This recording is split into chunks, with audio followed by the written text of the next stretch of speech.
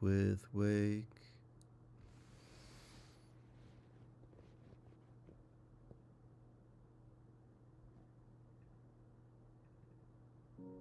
People wake up in the morning, they begin to think about their problems. Those problems are circuits of memories in the brain. Each one of those memories are connected to people and things at certain times and places. And if the brain is a record of the past, the moment they start their day, they're already thinking in the past. Each one of those memories has an emotion. Emotions are the end product of past experiences.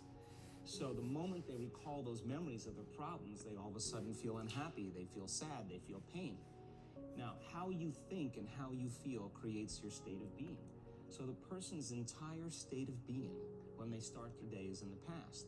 So what does that mean? The familiar past will sooner or later be a predictable future.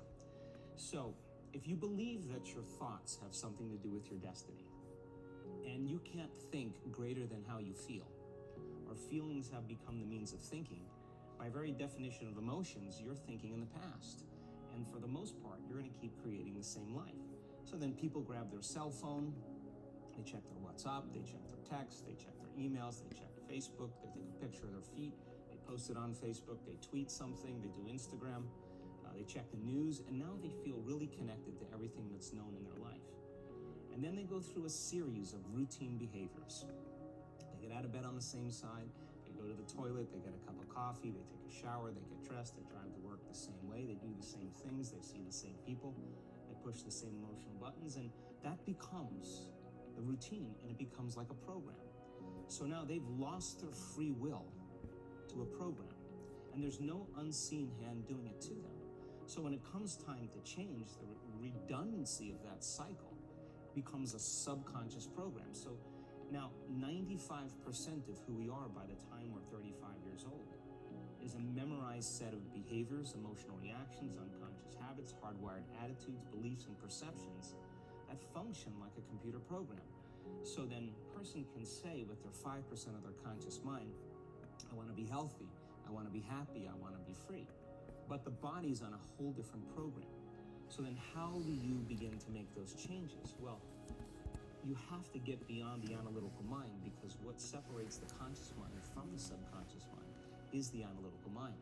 And that's where meditation comes in, because you can teach people through practice how to change their brainwaves, slow them down. And when they do that properly, they do enter the operating system where they can begin to make some really important changes. So most people then wait for crisis or trauma or disease or diagnosis. They wait for loss, some tragedy to make up their mind to change. And my message is, why wait? And you can learn and change in a state of pain and suffering, or you can learn and change in a state of joy and inspiration. And I think right now, the cool thing is that people are waking up. Most people spend 70% of their life living in survival and living in stress. So they're always anticipating the worst case scenario based on a past experience. And they're literally, out of the infinite potentials in the quantum field, they're selecting the worst possible outcome, and they're beginning to emotionally embrace it with fear. And they're conditioning their body into a state of fear. Do that enough times, the body has a panic attack without you. You can't even predict it because it's programmed subconsciously. So people become addicted to the rush of those emotions, and they use the problems and conditions in their life to reaffirm their limitation, so at least they can feel something. So now when it comes time to change, you say to the person, why are you this way? Well, every time they recall the event, they're producing the same chemistry in their brain and body as if the event is occurring, firing and wiring the same circuits and sending the same emotional signature to the body. Well, what's the relevance behind that? Well, your body is your unconscious mind. In a sense, if you're sitting down and you start thinking about some future worst case scenario that you're conjuring up in your mind, and you begin to feel the emotion of that event, your body doesn't know the difference between the event that's taking place in your world, outer world, and what you're creating by emotion or thought alone. So most people then, they're constantly reaffirming their emotional states. So when it comes time to give up that emotion, they can say, I really want to do it. But really the body is stronger than the mind because it's been conditioned that way. So the servant now has become the master. And the person, all of a sudden, once they step into that unknown, they'd rather feel guilt and suffering because at least they can predict it.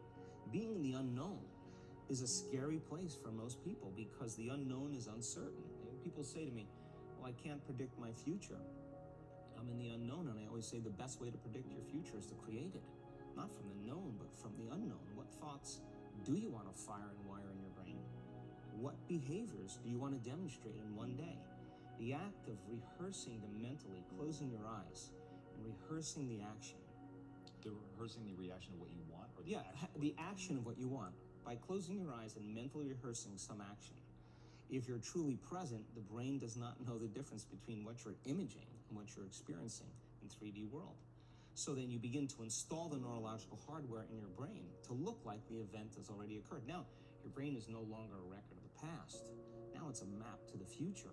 And if you keep doing it, priming it that way, the hardware becomes a software program. And who knows, you just may start acting like a happy person.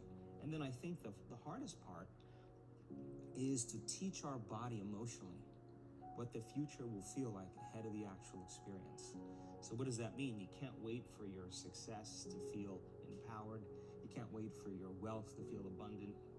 You can't wait for your new relationship to feel love or your healing to feel whole. I mean, that's the old model of reality of cause and effect, waiting for something outside of us to change how we feel inside of us. And when we feel better inside of us, we pay attention to whoever or whatever caused it. But what that means then is that from the Newtonian world, that most people spend their whole life living in lack, waiting for something to change out there. What do you mean the Newtonian world? The Newtonian world is all about the predictable. It's all about predicting the future. But the quantum model of reality is about cause and effect. The moment you start feeling abundant and worthy, you are generating wealth. The moment you're empowered and feel it, you're beginning to step towards your success. The moment you start feeling whole, your healing begins. And when you love yourself and you love all of life, you'll create an equal. And now you're causing an effect. And I think that's the difference between living as a victim in your world, saying, I am this way because of this person or that thing or this experience. They made me think and feel this way. When you switch that around, you become a creator of your world, and you start saying, my thinking and my feeling is changing an outcome in my life. And now that's a whole different game, and we start believing more that we're creators of reality. And most people, when they have a thought, they just think that that's the truth. And I think one of my greatest realizations in my own journey was just because you have a thought doesn't necessarily mean it's true. So if you think 60 to 70,000 thoughts in one day, and we do, and 90% of those thoughts are the same thoughts as the day before, and you believe that your thoughts have something to do with your destiny, your life's not going to change very much, because the same thought leads to the same choice leads to the same behavior creates the same experience, and the same experience produces the same emotion.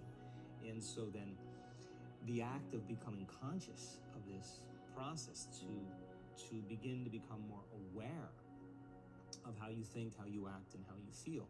It's called metacognition. And so then, why is that important? Because the more conscious you become of those unconscious states of mind and body, the less likely you're going to go unconscious during the day. And that thought is not going to slip by your awareness unchecked, because it means to know thyself. And the word meditation means to become familiar with. So as you become familiar with the thoughts, the behaviors, and the emotions of the old self, you're retiring that old self. As you fire and wire new thoughts and condition the body into a new emotional state, if you do that enough times, it'll begin to become familiar to you. So it's so important, just like a garden. If you're planting a garden, you got to get rid of the weeds. You got to take the plants from the past year and you got to pull them out. The rocks that sift to the top that are like our emotional blocks, they have to be removed. The soil has to be tenderized and broken down. We have to make room to plant a new garden. So primarily, we learn the most about ourselves and others when we're uncomfortable. Because the moment you move into that uncomfortable state, normally a program jumps in. When that program jumps in, it's because a person doesn't want to be in the present moment and engage it consciously. If you're not being defined by a vision of the future, then you're left with the old memories of the past, and you will be predictable in your life.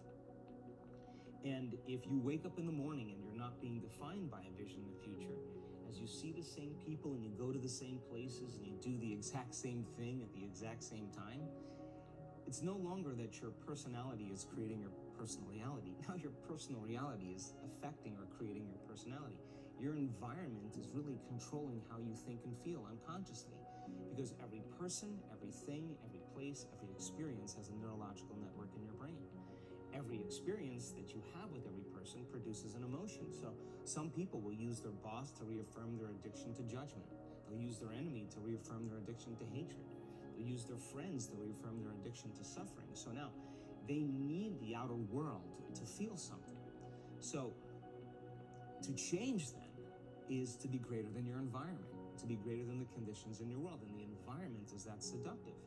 So then, why is meditation the tool? Well, let's sit down, let's close our eyes. Let's disconnect from your outer environment. So if you're seeing less things, there's less stimulation going to your brain. If you're playing soft music or you have earplugs in, less sensory information coming to your brain, so you're disconnecting from your environment. If you can sit your body down and tell it to stay like an animal, stay right here. I'm going to feed you when we're done. You can get up and check your emails. You can do all your texts. But right now, you're going to sit there and obey me. So then, when you do that properly, and you're not eating anything or smelling anything or tasting anything, you're not up experiencing and feeling anything, you would have to agree with me that you're being defined by a thought, right? So when the body wants to go back to its emotional past, you become aware that your attention is on that emotion, and where you place your attention is where you place your energy. You're siphoning your energy out of the present moment into the past, and you become aware of that. And you settle your body back down in the present moment, because it's saying, well, it's 8 o'clock. You normally get upset because you're in traffic around this time. And here you are sitting, and we're used to feeling angered, and you're off schedule. Oh, it's 11 o'clock, and you usually check your emails and judge everybody. Well, the body's looking for that predictable chemical state. Every time you become aware that you're doing that, and your body is craving those emotions, and you settle it back down into the present moment, you're telling the body, it's no longer the mind, that you're the mind, and now your will is getting greater than the program. And if you keep doing this over and over again, over and over again, over and over again, just like training a stallion or a dog, it's just going to say, I'm going to sit. And the moment that happens, and the body's no longer the mind, when it finally surrenders, there's a liberation of energy. We go from particle to wave, from matter to energy, and we free ourselves from the chains of those emotions that keep us in the familiar past. And we've seen this thousands of times. In fact, we can actually predict it now on a brain scan.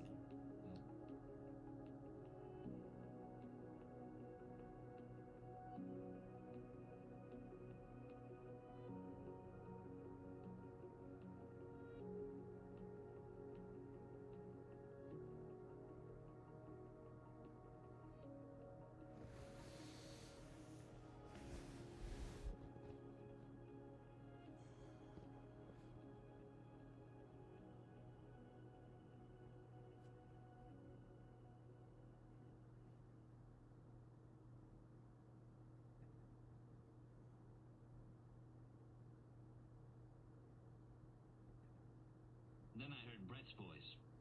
Half asleep, I had been sure it was Georgette. I don't know why. She could not have known my address. Will you send her up, please? Brett came up the stairs. I saw she was quite drunk. Silly thing to do, she said. Make an awful row. I say, you weren't asleep, were you? What did you think I was doing? Don't know. Oh, what time is it? I looked at the clock. It was 4:30. Had no idea what hour it was, Brett said. I say, can a chap sit down? Don't be cross, darling. Just left the count. He brought me here. What's he like? I was getting brandy and soda in glasses. Just a little, said Brett. Don't try and make me drunk. The count? Oh, rather. He's quite one of us. Is he a count? Here's how. I rather think so, you know. Deserves to be anyway. Knows hell's own amount about people. Don't know where he got it all. Owns a chain of sweet shops in the States. She sipped at her glass. Think he called it a chain. Something like that. Linked them all up. Told me a little about it. Damned interesting. He's one of us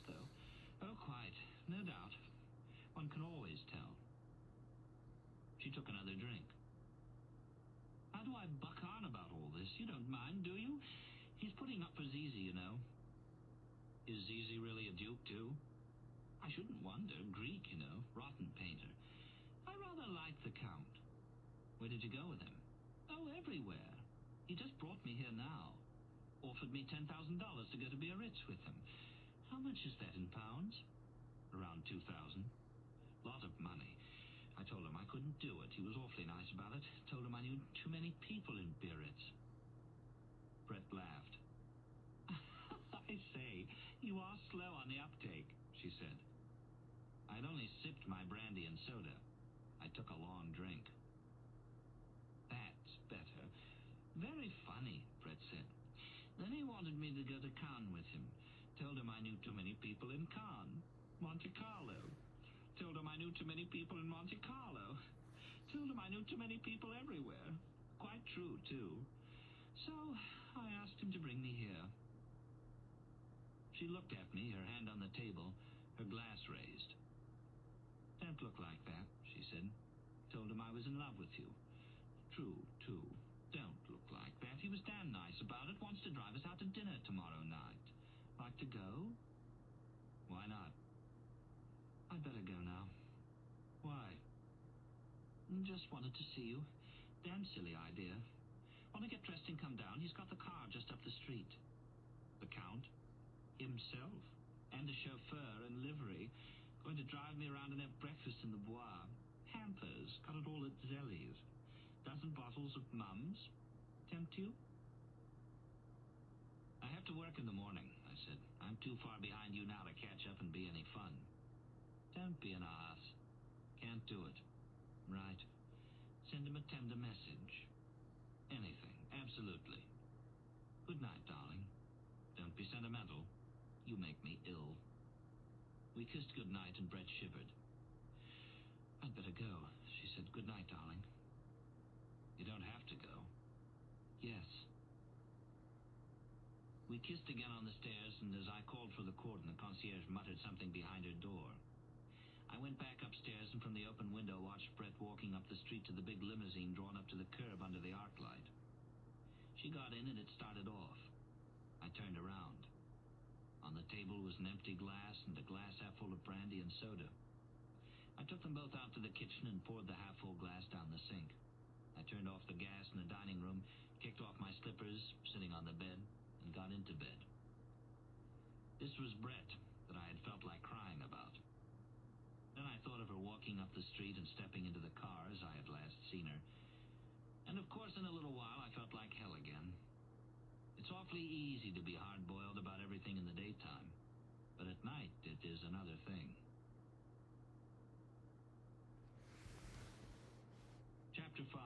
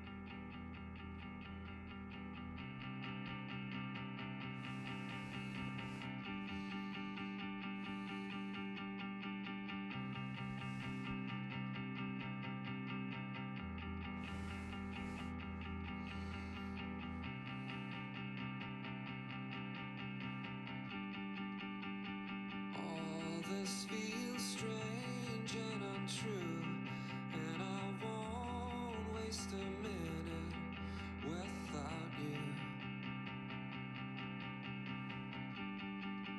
My bones ache, my skin feels cold, and I'm getting so tired and so old.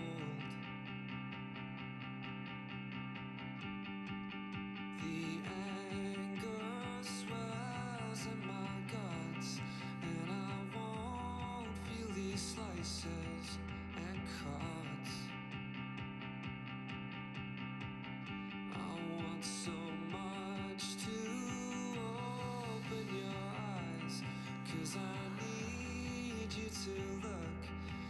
into mine. Tell me that you'll open your eyes. Tell me that you'll open your eyes. Tell me that you'll open your eyes. Tell me that you'll open your eyes. Get up, get out, get away from these lies, 'cause they don't get your soul or your fire. Take my hand, not your fingers through mine, and we'll walk through this dark room for the last time.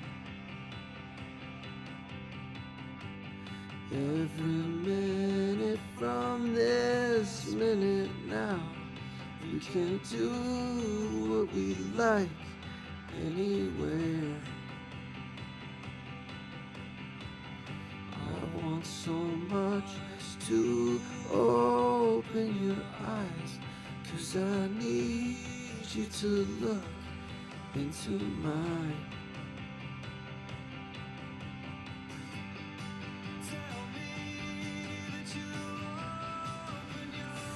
Tell me that you'll open your eyes. Tell me that you'll open your eyes. Tell me that you'll open your eyes. Tell me that you open your eyes.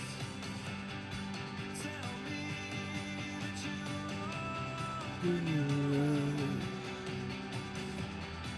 Tell me to open your eyes. Tell me in your eyes. Tell me to open your eyes.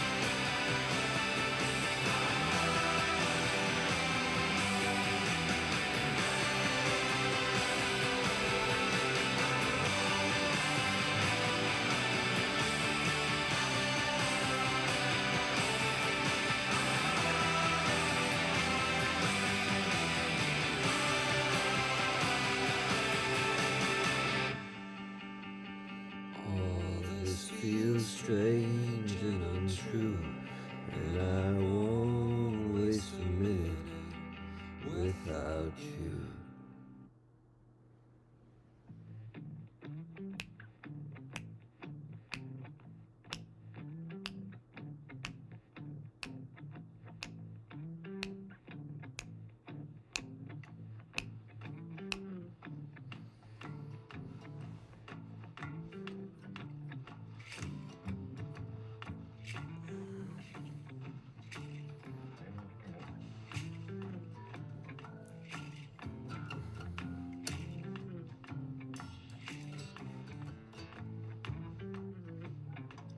I used to wake up every morning saying I must be getting away with something here. Every day was like parole before the levees overflowed. refuse to think it could all just disappear. I refuse to think. How long before the streetcar rattles down St. Charles Avenue and beads swing from 200-year-old trees? How long before they walk down Long Lake Pontchartrain with the smell of just magnolia on the breeze? Yeah, I've seen people laughing all the way down to the cemeteries just to send another soul off on its way. Yeah, I've seen them dance right up to the edge of it, but this time they're gonna dance back from the grave. Dance back. Dance back. Dance back. Dance back from the grave. A thousand souls crossed over and they were greeted by an A all-star thousand band. souls crossed over and they were greeted by an all-star And while band. the saints go marching And while in, the there's Saints still go hell marching, to they still have to pay back down in Dixieland. Yeah, the storms are headed south again and the hour is getting Pretty late. Somebody better build that levee. It's already Mardi Gras, at a Heaven's Gate. Dance back. Dance back, Dance back. dance back, Dance back. dance back, Dance back from the grave. dance back. Dance back, Dance back. dance back. Get your tambourine. Get your tambourine, slide, trombone, and dance. Back from the grave.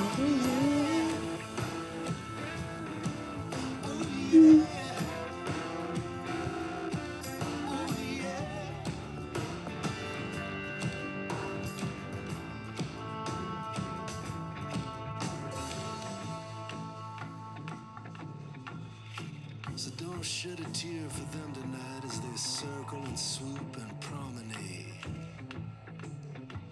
They're just carrying their torches and marching in a heavenly parade. No, don't shed a tear, but take their cue. There's only one thing left to do in the name of every soul we didn't save. From the Ninth Ward to the Quarter to the Mississippi border.